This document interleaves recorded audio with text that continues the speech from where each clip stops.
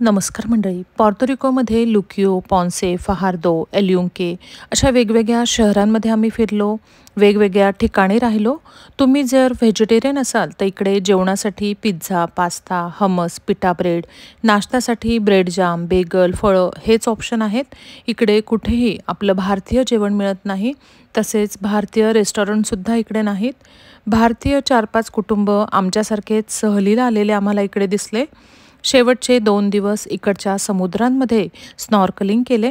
तसेच रात्री बायोल्युमिनस बेवर रात्री पाण्यातनं कयाकिंग करून प्लँक्टन बघितले. प्लँक्टन म्हणजेच पाण्यात चमकणारे अतिसूक्ष्म वनस्पती आणि हे रात्रीच्याच वेळी आपल्याला दिसतात. त्यासाठी रात्री पाण्यातनं कयाकिंग करून जायचं होतं. हा सुद्धा एक नवीन अनुभव होता. नंतर आम्ही एक पूर्ण दिवसभर बोट टूर केली. ते आम्हाला वेगवेगळ्या बीचवर घेऊन गेले आणि स्वच्छ सुंदर असं बीच आम्हाला बघता आलं. त्यानंतर इथल्या रेन फॉरेस्टला एक पूर्ण दिवसभर गेलो. तिकडे सर्वात उंच ट्रेल होती ती केली. उंच डोंगरांवर चढलो.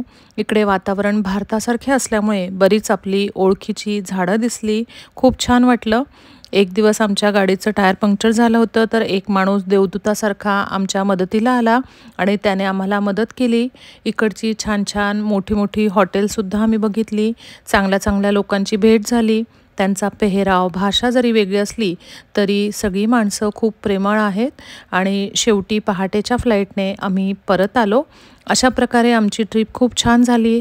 निघताना देवाचे आभार मानले. तोच सगळं घडवून आणतो यावर दृढ विश्वास आहे. आता डोळ्यासमोर आपलं वरण भात आणि घरचं जेवण दिसत होतं आणि अशा प्रकारे आमची ट्रिप छान झालेली आहे. धन्यवाद.